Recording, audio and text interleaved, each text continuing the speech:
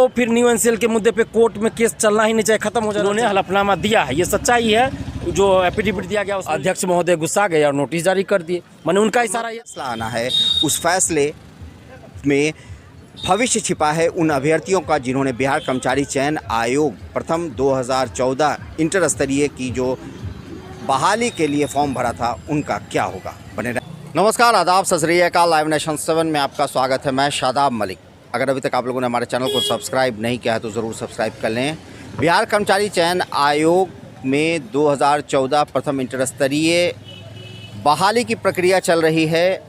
मौजूदा समय में मामला पटना उच्च न्यायालय में है। एनसीएल के मुद्दे को लेकर और इसे लेकर लगातार छात्र आंदोलन करते रहे। 25 मार्च को भी बीएसएससी कार्यालय के सामने छात्र नेता दिलीप कुमार ने आंदोलन किया। सैकड़ों की तादाद में अभ्यर्थी भी मौजूद रहे और ऐसे में उनकी बात अंदर बुलाकर सचिव से भी हुई, जो कार्यवाहक सचिव हैं, और वहाँ से जो आश्वासन मिला और जो हलफनामा की बात उन्होंने की थी, वो हलफनामा पटना उच्च न्यायालय में उन्होंने सबमिट किया। मगर ये मामला थोड़ा उलट रहा है। क्या है ये मामला, हम उस पर चर्चा करते हैं छात्र नेता दिलीप कुमार से और जानने की कोशिश करते हैं कि आगे क्या हो सकता है।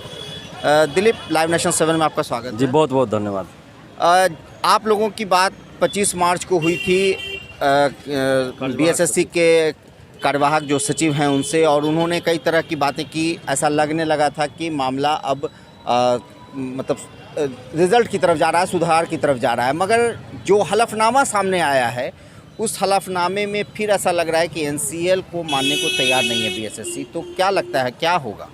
देखिए, बीएसएससी कहीं ना कहीं दो तरफा बात कर रही है, माने दो मुँहा सांप जो होता है ना, उस तरह का बात बीएसएससी कर रही है। एक तरफ तो वो कह रही है कि हम जल्द से जल्द बहाली पूरा करने के लिए कोर्ट में एफिडेविट दिए हैं, जो कि हलफनामा में वो जिक्र भी है कि मेरिट लिस्ट वो प्रकाशित जल्द करवाना चाहती है।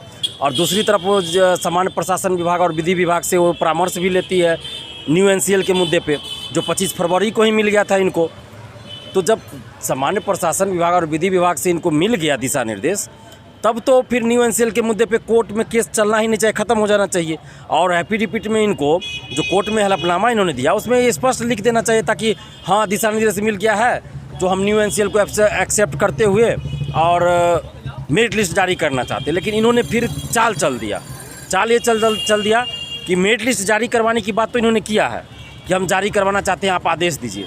लेकिन न्यू एनसीएल के विरोध में इन्होंने फिर हलफनामा दे दिया कि न्यू एनसीएल को ये एक्सेप्ट करना नहीं चाहते हैं। मतलब किसी कीमत पे बीएसएससी न्यू एनसीएल को एक्सेप्ट करने के पक्ष में नहीं है। लेकिन इसके साथ जैसे आंदोलन 25 मार्च को था, तो आंदोलन के दबाव में बीएसएससी ने इतना किया कि 24 तारीख को ही मतलब हलफनामा दायर किया और उसमें मेरिट लिस्ट जारी करने के लिए मैंने आदेश मांगा है। जैसा कि मेंस परीक्षा के समय भी इन्होंने किया था। मेंस परीक्षा पे रोक लग गई थी, पटना हाईकोर्ट ने रोक लगा दिया था। तो छात्र जब आंदोलन किए तो बीएसएससी फिर पटना हाईकोर्ट गई, वहाँ हलफनामा दायर किया कि हमें मेंस परीक्षा आयोजित करने की आज्ञा दीजिए, आदेश दीजिए। तो उसी तरह से मेरिट लिस्ट जारी करवाने के लिए इन्होंने हलफनामा दिया है। ये सच्चाई है, जो एफिडेविट दिया गया उसमें लिखा हुआ है। लेकिन कहीं ना कहीं बीएसएससी मतलब एक होता है ना, पर्दे के पीछे से ये साजिश भी रच रही है कि कुछ ऐसा करते रहो ताकि बहाली फंसा रहे, ये मामला फंसा रहे। अगर इनका मकसद रहता कि जल्द हम बहाली पूरा कर दें, तो सीधा सीधा ये सामान्य प्रशासन विभाग का बात मान लेते और न्यू एनसीएल को एक्सेप्ट करते हुए पटना हाईकोर्ट में हलफनामा देते कि न्यू एनसीएल को एक्सेप्ट करते हुए मामला ख़त्म हो जाता। लेकिन अब फिर हो गया कि न्यू एनसीएल एक्सेप्ट करना नहीं चाह रहे हैं, यानी कि अब तो फिर मामला वहीं चला गया। फिर मामला वहीं पे अटक गया कि अब कोर्ट पे चला गया फिर से मामला कि अब कोर्ट क्या डिसीजन देता है इस मामले में। अब 6 अप्रैल को डिसीजन होना है, सुनवाई भी उस दिन होना है, उसके बाद डिसीजन आना है।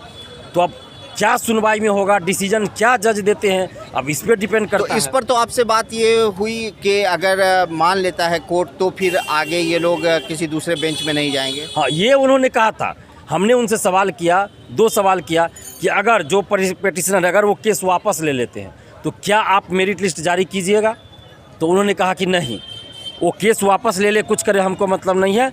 हाई कोर्ट हमको आदेश देगा तब हम रिजल्ट प्रकाशित करेंगे। और दूसरा सवाल हमने ये कहा कि ठीक है, अगर पटना हाई कोर्ट ये आदेश दे दे कि न्यू एनसीएल एक्सेप्ट करना है, तब क्या आप एक्सेप्ट करके तुरंत रिजल्ट दे दीजिएगा, लेट लतीफ़ी तो नहीं कीजिएगा, या डबल बेंच में तो नहीं चले जाइएगा फिर आप। तब वो उन्होंने कहा कि नहीं, हम डबल बेंच नहीं जाएंगे। जैसे ही हमको आदेश आ जाएगा, जो भी आदेश आए पटना हाई कोर्ट का, हम उसको एक्सेप्ट करते हुए और तुरंत मेरिट लिस्ट जारी करेंगे। हाँ। लेकिन कहीं ना कहीं बीएसएससी इसमें पेच फंसा के रखना चाहती है। और सबसे बीएसएससी बड़ा एक मोहरा है, इस सरकार ऐसा करवा रही है बीएसएससी से। तो मतलब क्या लगता है कि सरकार ही नहीं चाहती है कि ये बहाली पूरी हो, ये प्रक्रिया? बिल्कुल नहीं चाहती है सरकार। अगर सरकार चाहती कि बहाली पूरी हो तो कोई यहाँ पे बेवकूफ़ नहीं बैठा हुआ है कि अखबारों में हर एक 2 महीना पे आता है कि अगला महीना सचिवालय 3 बीएसएससी सीजीएल 3 की वैकेंसी आने वाली है, द्वितीय इंटर स्तरीय बहाली आने वाली है, लेकिन आज तक वो बहाली नहीं आई। तो इसका मतलब है कहीं ना कहीं सरकार एक साजिश कर रही है कि युवाओं को दिग्भ्रमित करके रखा जाए। तो अब ऐसी परिस्थिति में युवाओं में भी अब असमंजस की स्थिति आ गई, जो अभ्यर्थी हैं, क्योंकि अभी तक लोगों को अब लग रहा था कि मानने को तैयार हो सकता है। अब आयोग ने तो क्लियर स्पष्ट कर दिया कि वो नहीं मानने को तैयार है, मगर मामला कोर्ट पर छोड़ दिया गया है।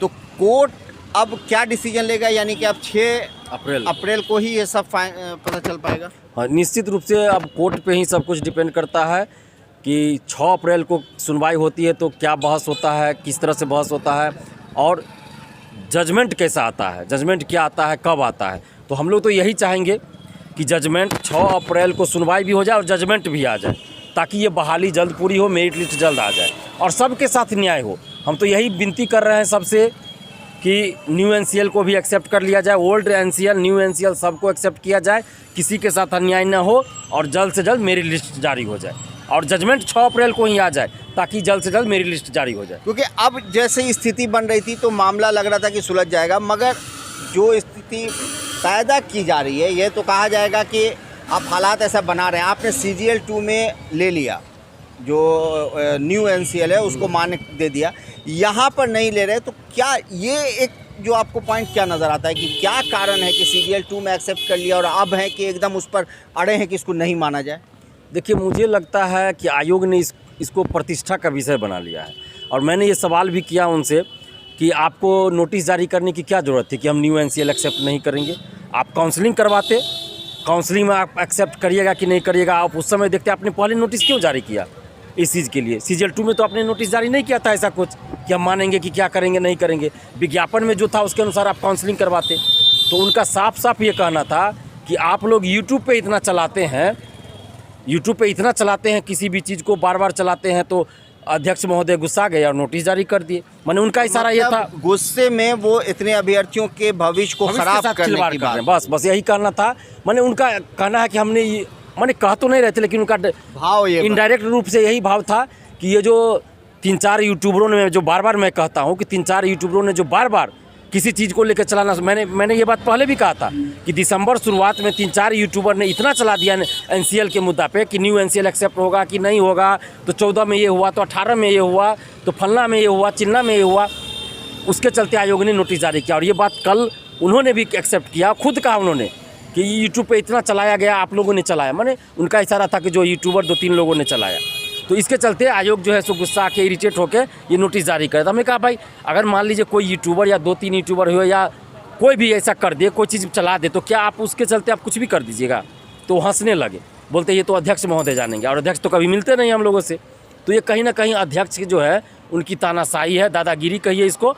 और वो ऐसे अध्यक्ष है जो कभी छात्रों से मिलते नहीं है। पता नहीं वो किस लिए अध्यक्ष बने हैं, पता नहीं चलता है। मैंने अंग्रेज चले गए, लेकिन अभी भी अंग्रेजियत बिहार में बाकी है, तभी तो ऐसे ऐसे पदाधिकारी नहीं मिलते हैं।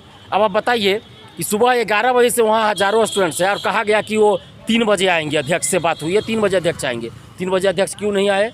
अगर नहीं आए तो क्या फ़ोन से वो बात नहीं कर सकते? तो आप लोगों ने जितना बार भी आंदोलन किया, कभी अध्यक्ष से मुलाकात नहीं हुई? इससे बीएसएससी की हम बात कर, पीटी रिजल्ट के लिए जब हम लोगों ने आंदोलन किया था तो सिर्फ उस दिन अध्यक्ष महोदय मिले थे।